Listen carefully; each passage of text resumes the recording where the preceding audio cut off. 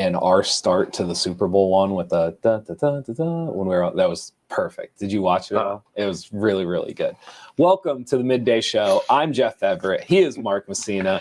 Today, we're going to talk about education rankings. There's a report out about the state of Pennsylvania, county by county, which counties are the most educated, which counties are the least educated.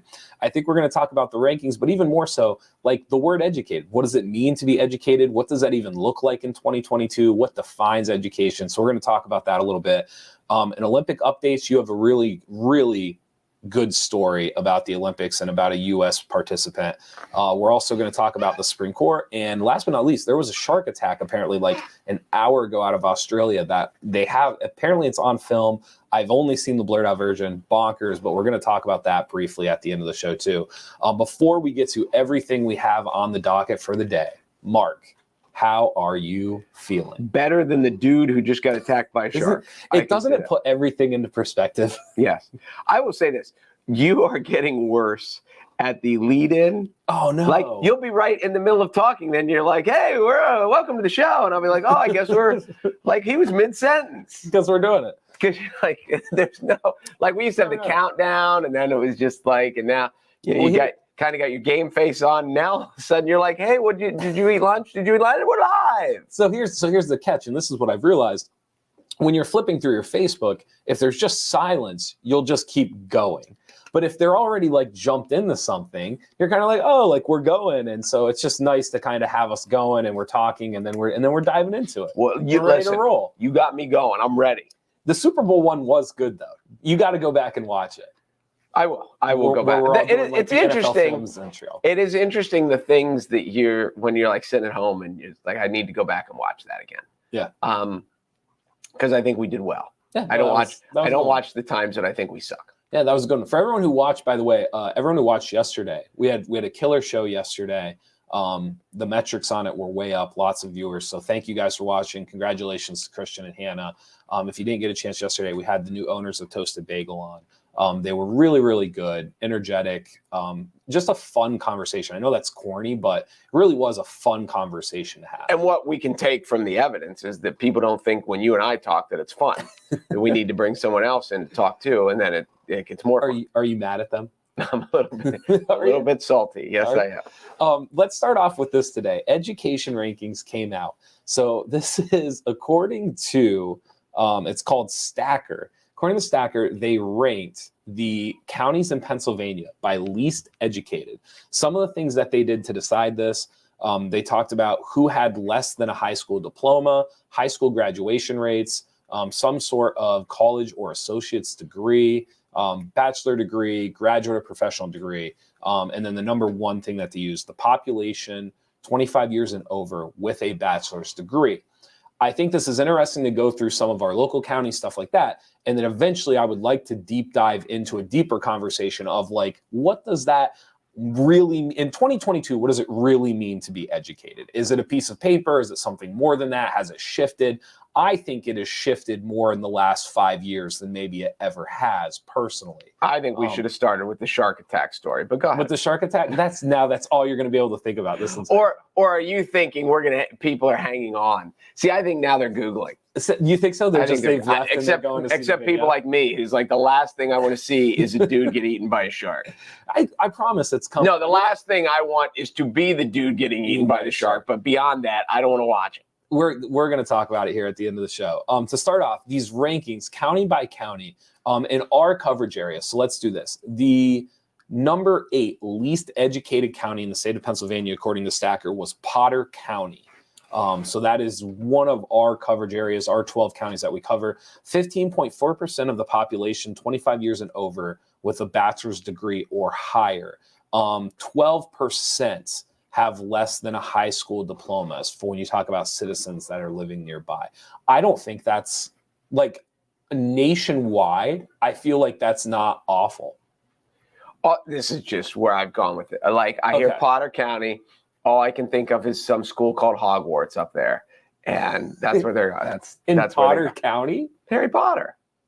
Oh, just because of Potter? Because of Potter. Oh my gosh. That's what I'm thinking. The connection So you're I'm making? thinking Hogwarts is in Potter County. So Potter County and Hogwarts is not teaching anyone. Potter County was number 8. Northumberland County was number 11. As far as local counties go, Sullivan was 15th. As we move up the list, I believe we have Bradford County at 21, Tioga County at 24, Clinton County at 25. Near the top of the list, so these are the ones that would be considered the most educated, Union County was number 48. We also had Lycoming County at 43, Columbia County at 41. So those were just some of our local counties in our coverage area.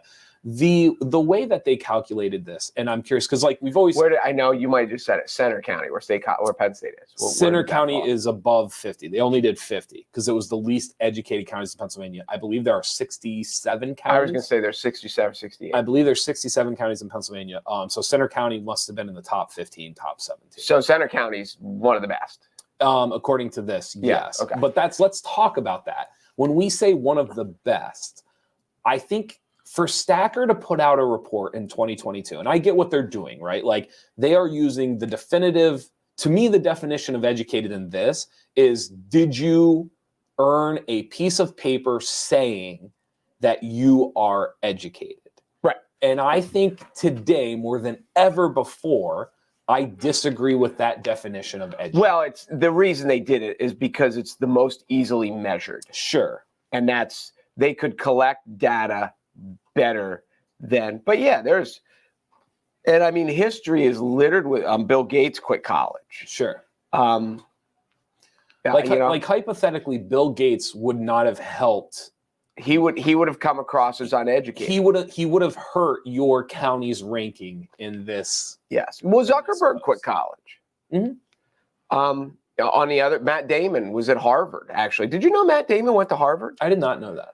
For 2 years. So he really solved that equation, is what you're telling me.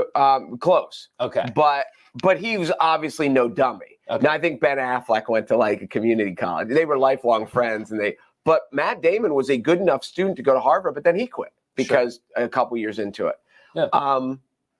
Yeah. There's lots. I think Blaise Alexander was working towards an engineering degree and quit and opened a car dealership. Okay.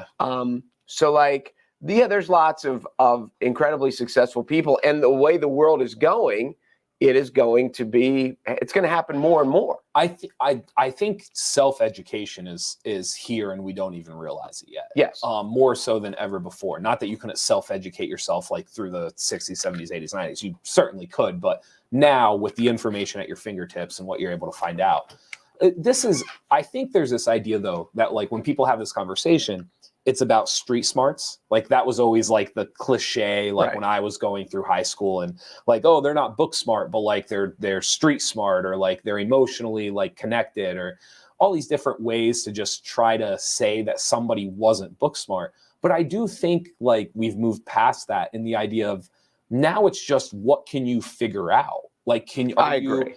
It's not even about necessarily opening up a book or doing this stuff. It's just can you look at something and can you solve it regardless of whether or not you have a piece of paper that says that? Well, I think you're right. Now it shows a lot more about just kind of ambition and courage to get after it, as to, before, when it was just, for so many generations, it was go to school, learn, go to school more, learn, go find a job, and let someone give you a paycheck. Sure. And the world is changing. I hadn't thought of it the way you just worded it, because you said courageous or ambitious, and I hadn't ever linked those two words to being smart, because I guess I just always separated them. I never thought that those were linked, but now that you're in the world we live in today, you can be as smart as you are ambitious. And you kind of hit that on the head. Well, there's a lot of smart people that are just scared. Yeah. And there is an acceptance of, it goes all the way back to the first thing that we deal with in life as junior high kids and as high school kids, especially from a guy's standpoint. Mm-hmm. Do you have the guts to ask the girl out? Right. Understanding that, and when she says no, because some of them will, how do you respond to that? And there are some guys that just shake it off. And there are some guys that are devastated and they're never asking anyone else out again. And that's how it goes on in the business world. Because when you talk of all these businesses, Trump is one of the most famous ones of businesses that succeeded, businesses that failed, businesses that succeeded and businesses that failed. And you go through most successful businessmen, their first one didn't take off. Sure. It was, a learning process. But the guts to, as they say, get back on the horse. And some people just so driven that they love the challenge. They're not going to fail. They just have that in them. And then other people are, I think to simplify it, some people love the challenge. Sure. And some people are petrified to fail. And what is your driving force? And for the people who are like, I love the challenge. I don't even care if I fail. I just want to see how I do. Sure. As opposed to the people who are like, I'm never going to do it because what if I suck? I think this connects with a little bit of what you're saying. I feel like there has always been, and especially like when I look at like before me, like 70s culture, 80s culture, like especially like educational culture, I've always viewed this, they always linked being smart and being educated. And I've never understood. Correct. I've never understood that link because I'm not saying this is right or wrong, but I have always viewed smart. If you see something that I can't see, or you can do something that I can't do, I think you're unbelievably smart. And it doesn't matter how simple or complex it is. I'll watch somebody do something and I'm like, oh, that's really clever. Or how did they come up with that? And to me, I don't need a piece of paper. I don't need to know if they can read or write. They're clearly seeing something that I could not put together, or they are completing something that I would not have figured out myself.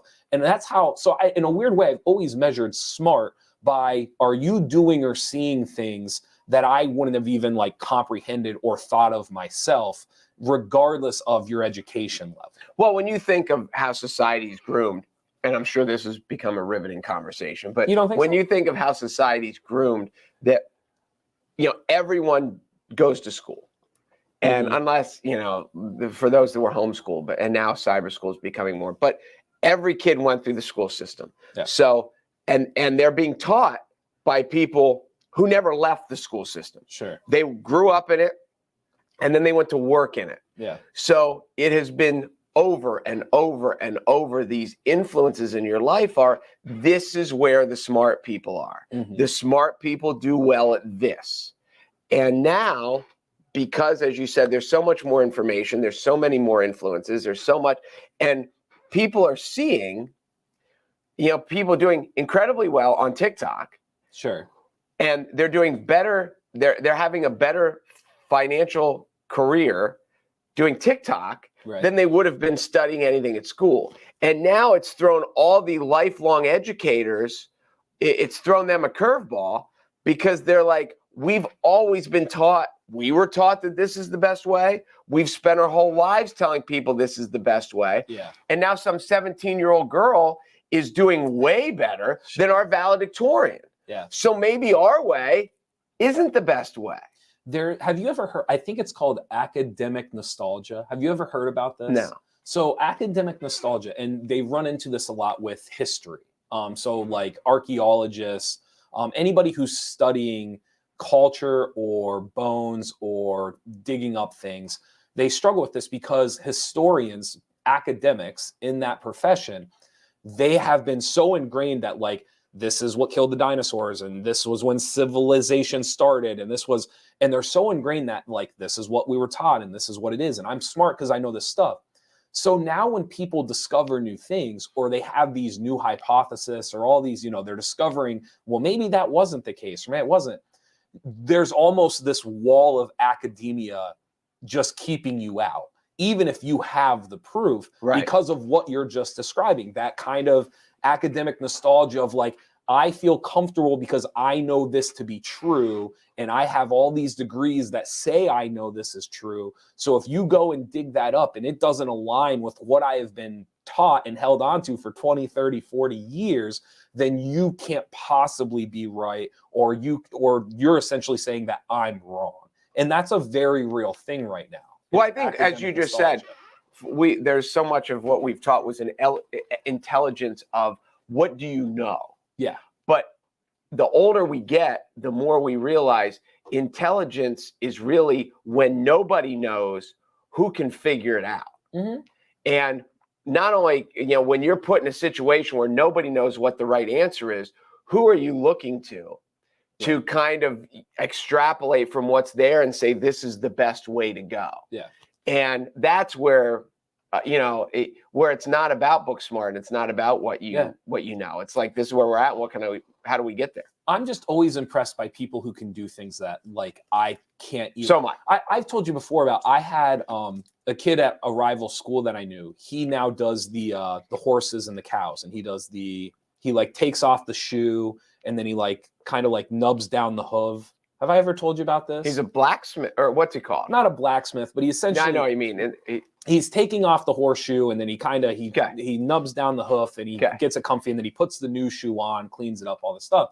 And like I've watched people do that, and to me, like, it's so clearly an art. Like you or I could not just go outside right now and do it. Like and so to me, like the idea that that's not smart, or that that's not intelligent, or that he's clearly not doing something that puts him ahead of somebody.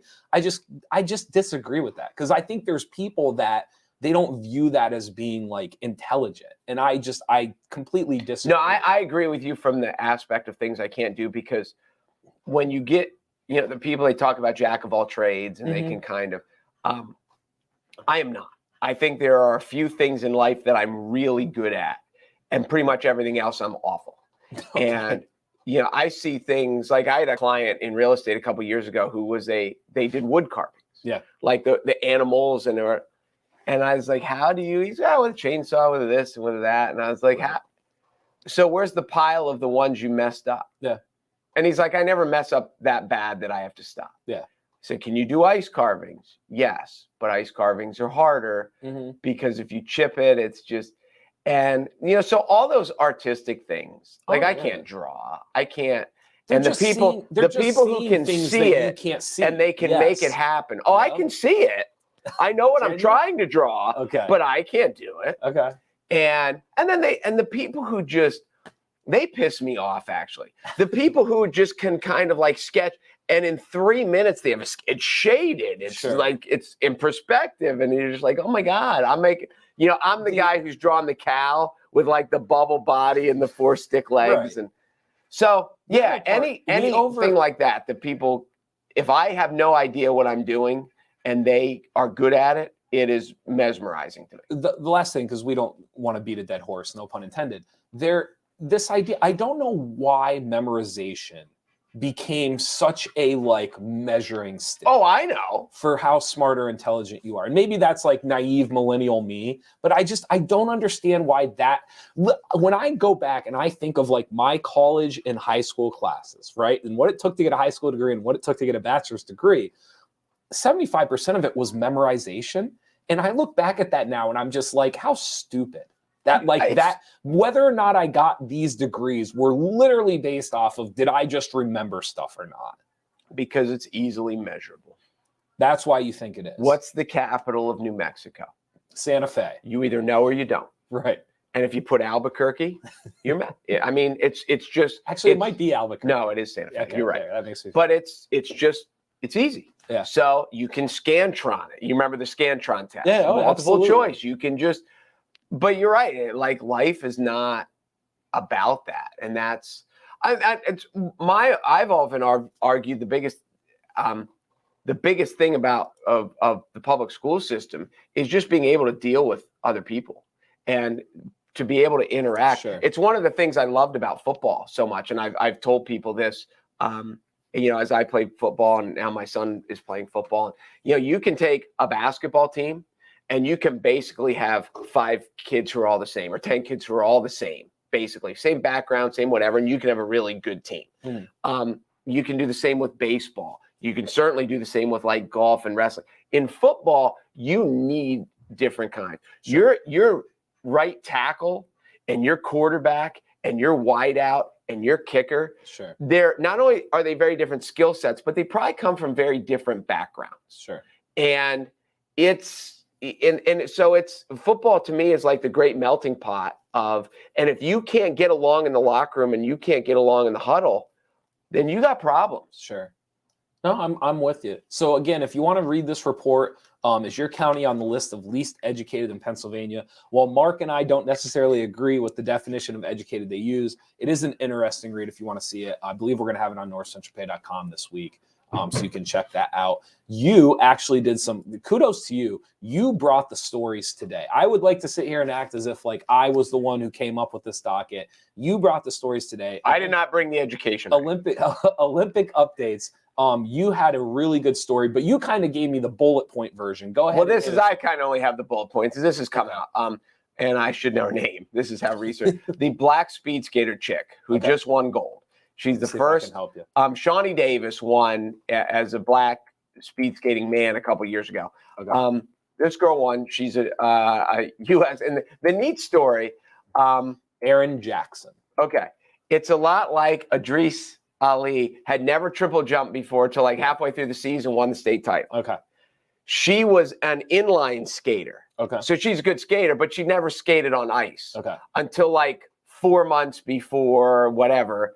And she goes and they're like, and they had video of her like the first time on skates. And she's like the baby animal that's trying to walk. Sure.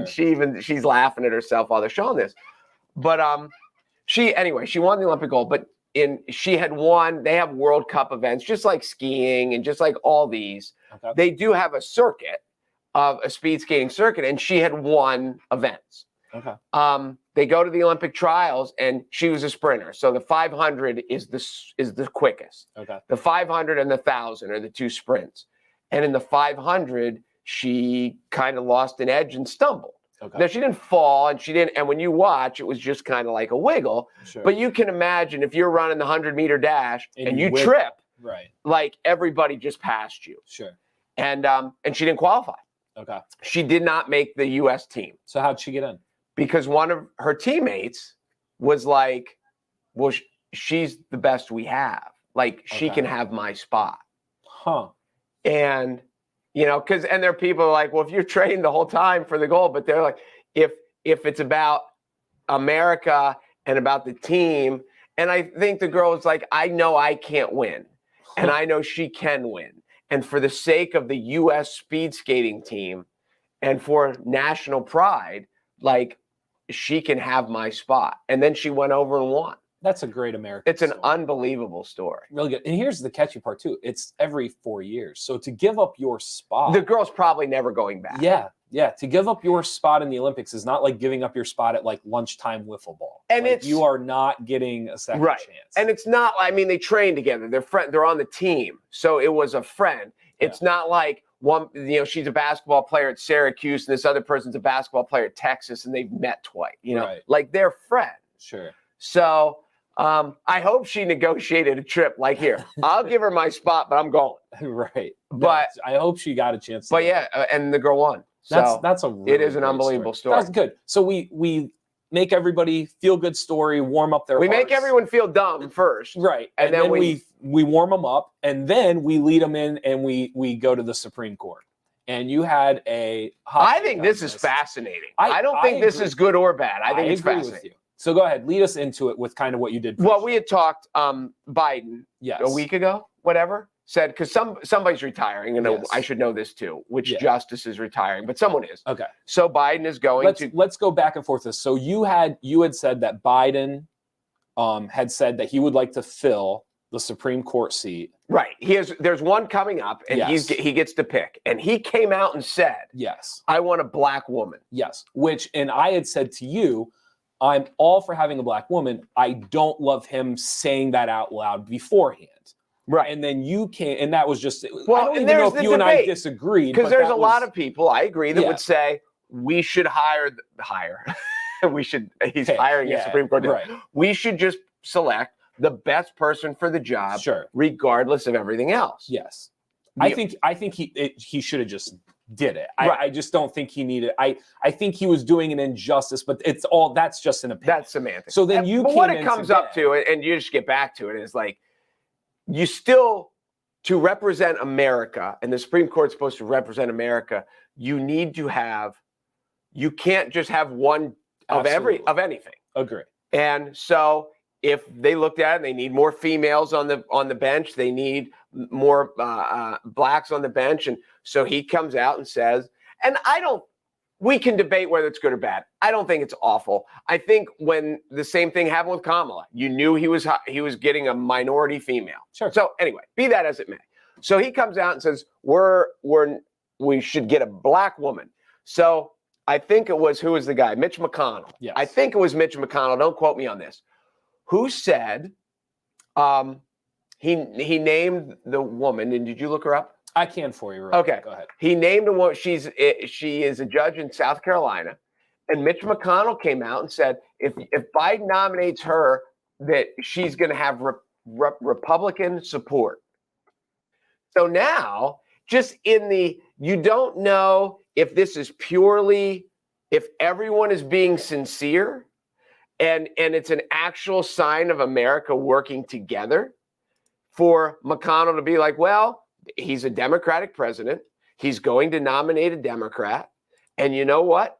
This one over here, while isn't obviously totally in line with what we think, because she's more liberal and we're more conservative, but she's well respected. We like her, and we would nominate her. She's good. Or is it the Republicans saying they laid their cards out, like they're nominating a black woman, and now we're telling them which one to nominate? Yes. Because basically the Republicans came out and said, that's our choice. If you nominate her, you're not going to have any trouble. Yeah. If you nominate somebody else, we're not accepting it. Yes. So is this America at its finest, or is this just gamesmanship from all over the place? I think it's gamesmanship across all the boards, and that's why I didn't love Biden saying it, not because I don't think what he said was necessarily, not that it wasn't true. I just you don't have to just do it. If you believe that's what the court needs, they don't I would be interested, whoever ends up being the pick, whoever the choice is, if you could give them truth serum, I would love to hear their opinion on whether they appreciated the fact that he said it, or if they feel like it diminished the economy. That's a very fair question. And that would just be I'm not condemning Biden. I'm not condemning the Republicans for nominating who they nominated. I would just like to know that whoever ends up on that seat, if it's a black female, I would just like to know if the seat is somehow diminished because of what Biden said when he started, and then the Republicans playing the game. And I do get what it would be interesting to see what they thought. Thanks, yes, but and so just to reverse it, because it's easy as a spoiled white male, it's easy for me to sit here and talk about it. But if there were no white males on the bench and I happened to be the pick, personally, it would have felt diminished for me. I would be proud. I would certainly take it. I would be happy. But at the same time, I personally would have felt like I don't know if that needed to be said before I took this role. I would hope I'm the right candidate. No, I get it. And I'm the candidate you wanted. Because if Lock Haven University comes out and says, we're hiring a basketball coach and we want to consider you, and they say, we're going to hire a white basketball coach. Right. Then you could sit there and say, well, it's cool that I beat out all the other white guys. Sure. But if they hadn't said that, then you would think that you were clearly the best person for the job. Right. Now you're knowing maybe there were black guys who were better qualified, but they said they were going to hire a white guy. It is interesting. It would be interesting to hear their opinion on how they felt about it. It really, whoever ends up with it would be really fascinating if you could give them truth serum for 5 minutes and just ask them the question. It would be interesting to hear their. And I'm sure they get to the point that as a Supreme Court justice, their influence on America is so much greater. And they're like, listen, you're in a position of all the stuff now is window dressing, right? And your significance is coming now. Maybe now that the work is about to be done, maybe none of that matters. Maybe they're like, listen, I don't care because now the real stuff begins. So yeah, maybe you're right. But maybe they are like, I wish he hadn't said it. Yeah. That could be. It would be interesting. We'll never get an honest answer. I think it's gamesmanship on both sides. 100%. I mean, I would not bet against that. Mm-hmm. I would just wish, like, can't we, on each side, there has to be, like, Joe Biden has to be able to look at a Republican judge and be like, yeah, I like him. He's a good guy. I think he's a good judge. Even though politically they don't totally line up, it's just the law. And there has to be Democrats that Mitch McConnell's like, yeah, she is a good judge. And I'm just holding out hope that this is a time that America was just good. Okay.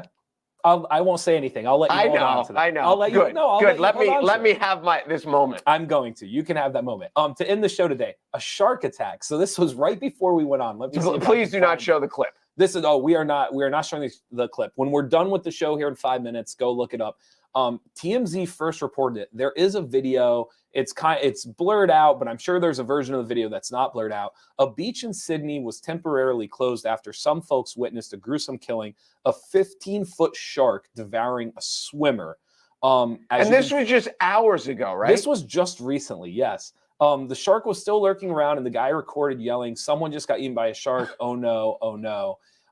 They believe it was a 15-foot great white shark is what the video, when they, smarter people than us, they take the video, they from take the dorsal to the, and that's how they do figure it out. You watch Jaws, they'll tell you how to measure it. That's right. So they figured out, they estimated at 15 feet. This is, I said to you, perspective. Like it just, all the things that I was worried about today, it just puts it all into perspective. But I also said to you, we had just recently watched the Jurassic World trailer. And if you haven't seen the Jurassic World trailer, essentially what happens is the Jurassic Park, or where the dinosaurs used to be on an island, they have now made their way to America. They have spread. And they're like living amongst America. And I was talking to like some friends and some family about this. And someone brought up the point that only in America is that a movie, because everywhere else in the world, like if you're in Australia or you're in Africa or even South America, like everywhere else in the world, that's life. Like you go outside and like you might, like a tiger might eat you. Like if you go down, no. If you go to the river and you like bend over, like something might grab you. Like that. There are places in the world where this is not a movie. This is just real life. And then sure enough, like here's the shark attack video this morning. And I'm like, yeah, like that makes perfect sense. You told me, this is the worst story you'll hear all day. Tell me the trained tiger story. So this is I believe it's in India and Indonesia. So there are tigers, like legitimate, just out Bengal tigers. Just like we have squirrels running around the park, they have tigers. Correct. And so what a lot of people don't know is there's not like a true metro system in India or Indonesia. So what a lot of people do is they will cling on to the side of like shipping trains, freight trains, and that's how they get from like community to community or city to city. Like that's essentially their subway, that's their metro. So you get hundreds, if not thousands of people clinging on to the sides and the tops of these trains. And like once a month, a video will come out and it will be of like a tiger just like running by and just ripping somebody off of these trains. And just like, and that's it. Like it's done. And so I was saying to you, like, to you and I, that's absurd. Like it's insane. And that's like, but to somebody that like, if that's your daily life, like if that's how you, like if you're clinging onto the side of these trains weekly and like you're doing this, at some point during the year, you have seen like the person 10 people in front of you or 5 people behind you, like get ripped off the side of a train by a tiger. And that's just life. Like that's just, so the joke I said to you. Or it's the end of life. If you're the person who gets, if you're lunch. Yes. So like I said to you, it would be like when you and I park in the Genetti and we open up our doors and we walked out and just once a month, just somebody else getting out of their car was just like carried off into the sky. Like just like here comes a pterodactyl. Like and they're just oh, there he goes. And they're just gone. So it's just like this shark attack and the Jurassic World trailer and all this stuff. It does kind of show like, I don't want to call it American. I don't think it's American arrogance, but it's just like American buffer, right? Like just the things that we don't even, only in America is the Jurassic World movie truly a movie. Because in Africa and Australia and other parts of the world, like the idea of dangerous animals just like being next to you on a weekly, monthly, day-to-day basis, that's a thing. Like that's life. Like that happens. I just can't fathom that you're just hanging on the train, just playing the odds. Yeah. I mean, that's a real thing in those countries. 100%. 100%. It's like, I don't know these people, so I don't know to joke about it or whatever. But it's just like, hey, what's your brother? He was the one this time. Tiger got him. There's a really good, and I don't know if I'm going to be able to find it quickly because I think I can. There is an incredible, it's like a story, it's like a half story, half fable. Like it's certainly true, but the numbers are probably exaggerated. You know what? You get where I'm going with that? There is a story about lions. Let me see if I can find it. Lions who ate people as they were building the railroad tracks. And these lions devoured hundreds of people as they were building this train track across this country. Let me find out, because this is... Speaking of that, while you're doing that, wasn't the movie called Lion about the kid who kind of lost his parents and then was adopted and then found them? I haven't heard of this. This is news to me. Can I go back to this before you tell your story? Go ahead, yeah. Okay, so this story that I'm talking about, this was called, it's the TSAVO, Savo. I'm going to say this T is silent. The Savo Man-Eaters is what they're referred to. They were a pair of man-eating male lions in the region. They were responsible for over hundreds of dozens of construction workers on the Kenya-Uganda Railway between March and December 1898. They are notable for their unusual behavior for killing men in their manner of their attacks. So essentially what happened is they were connecting a railway from Kenya to Uganda with the Indian Ocean. The British was trying to do this in 1898. The project was led by a Lieutenant Colonel John Patterson. And throughout this time, it is estimated that the Lions killed over 250 railway workers from March to December. Just these two lions? Just these two lions. They couldn't kill the lions. They actually brought in. So the first lion was killed by Patterson. So this lieutenant colonel, he was brought in by the British monarchy, and the only job was to kill these lions because that's how much trouble they were having with them. Huh. It is a bonkers story. And they have the pictures of the lion. Like, it's historically accurate. Where it gets fably is the numbers and kind of the stories behind it. But Patterson's a real guy. The lions were real lions. The railroad is real, and the deaths are real. It's just which fable do you want to believe in what story? But hundreds of people lost their lives to these two lions, and from March to December, and it just comes back to the idea of like the idea that you and I would walk to our jobs and like something. Yeah, Jeff's not coming in today. Lion got him. No, but like in other parts of the world, like this is it's a real thing.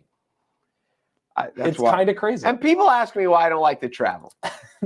Australia is the crazy one too. Like the shark attack today in Australia. Like in this video, there's people just fishing off the rocks. And they're 20 yards away, 30 yards away from this guy who's just swimming. And the next thing you know, like 15-foot great white shark, like it's over. It's done. And you can see like the fishermen are like, what are you going to do? Like, there's not like... We're not going in after him. No, that's what we're not going to do. I'm not... The one fisherman is just standing there and he's just kind of like railing, just like looking over. And it's because it's like, nothing you can do. What are you going to do?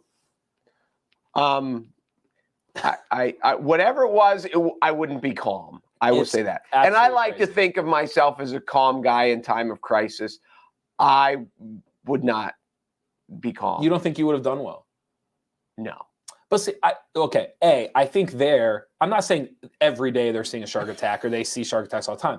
But I think over there, it's just a different, like it is what it is. But also too, I think like once you're in that moment, like there's no, like, what are you going to do? Freak. That's what you're going to do. Yes. You don't think watching a dude get eaten by a shark 20 feet from you would flip you out? I think it's traumatizing. Yes. Okay. But like when you say freak, like to me, I don't know what, isn't there a sense in your head that there's nothing you could do? And doesn't that make it easier? Just what could you? So if you're skydiving and the parachute doesn't open and you got 30 seconds left, And you're like, Wait, well, but this is I'm different dead. because you're saying so you're I'm like, a skydiver. Well, I guess, but like you're still.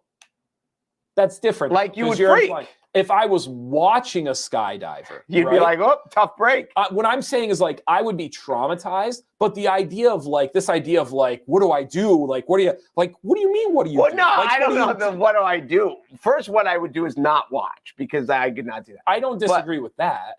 I don't think I would handle that well. Listen, it would be for sure emotionally, it would be dramatic and traumatizing. But the physical freak, like the physical act of like, what could be done? Like, there's nothing to be done. Like, what are you gonna come unglued? That's what you can. I guess. I just brutal. Yeah. So if you want to see the video, it's on TMZ right now. And if you want to see the video, there's something wrong with you.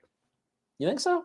Yeah, you're gonna watch it. You're gonna watch it again. You're like the clickbait king, though. Yeah, but that's watching some dude get eaten by a shark. Yeah, but think about it. You're acting like it's like a movie and you're like in it. Like you're thinking it's like Jaws. No, like it's not a movie because in a movie it's fake. This ain't fake. He's dead. I understand that, but in a movie you're like 3 feet away from the actor and the shark. Like they're like 50 yards off the shore. Like you can't.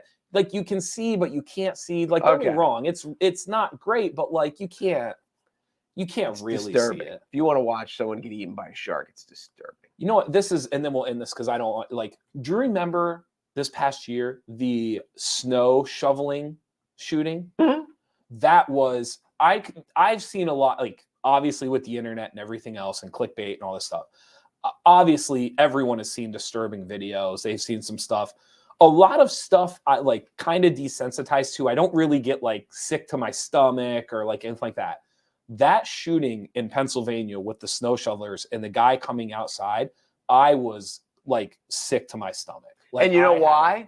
Why is that? Because of the reactions of the other people. Yes. Because the viewing itself just looked like a movie. Because we've seen that 100 times. Yeah. But the genuine reactions and the scream, the piercing scream. I think for me it was the suddenness. Like how it was like they were having an argument and like 5 seconds later, like it's done. And like I think the suddenness of like you're watching this video, and then all of a sudden, within 5 seconds, it goes from being just like an argument outside to like all of a sudden, like it's a murder. And it was like so I don't know. It's like Shark Attack didn't turn my stomach. So I don't know. I would say people, if they want to see the video, it's not gonna ruin your lunch. It's not all like that. There you go. All right, well, I already had my lunch, so nothing is going to be ruined. Yeah, you keep eating lunch sooner and sooner now. Yeah, I'm kind of into bad habits again. I need to. It's that time of the year, though. Yeah, I don't know. You don't think so? I don't know. It's people always act like January, February is like resolutions and all that, but I think January, February is like end of winter. Just give me something that like. If this piece of cake's gonna make me feel good, great. Like that's what I think. Wait. If this piece of cake's gonna make me feel good, you get what I'm saying, though. No, I'm with you. I think it just hit me yesterday too. We're on the backside of November, or not November. February. We're on the backside of February. Yeah. So like, we're gonna wake up. It's gonna be March all of a sudden. Yeah. And then March, which I will always say is the worst month. Because February, it sucks. January, it sucks. March, you'll have a day where it's 65, and then 2 days later it'll be cold. Okay. So the teasingness of March is just cruel. Sure. But once you get through March, you're into April, and then here you are, and then you got like 6 months of better. So realizing that we're on the backside of February would put a little spring in my step yesterday. Oh, sure. I believe that for sure. Some things coming up before we end the show. We have our political correspondent, Jason Fitzgerald's going to come back on again. We now have a movie correspondent, Joe Smith, is going to come back on. He's been doing some stuff with us under North Central. Joe Smith, who was first pick in the NBA draft out of Maryland by Golden State. I think Golden State took him first. You wish. This Joe Smith's definitely a better dresser. Nothing against better dresser. Probably about a foot shorter. And he definitely, I would imagine he knows more about movies than the other Joe Smith as well. Probably. So he'll be our movie correspondent. So we're going to talk about some stuff coming up. And then we also have, I believe, Jason Fink of the Business Commerce is going to come on as well. He's coming too. Point. We've been talking to him. So more guests around the corner. We hope you guys have been enjoying it. We did in the last 11 episodes, we have had 7 guests on. Pretty impressive. Huh. Yeah. So we hope you guys are enjoying that. More to come, and we'll keep it rolling. There we go. All right. Thank you guys for watching the Midday Show today. Thank you to Weiss Markets for being our sponsor. And be sure to go to NorthcentralPa.com for all your local news. We'll see you. I'm Jeff Everett. He is Mark Messina. Sorry, I was too soon. That was perfect. No, that was great. He's Mark Messina, and we will see you tomorrow. See ya.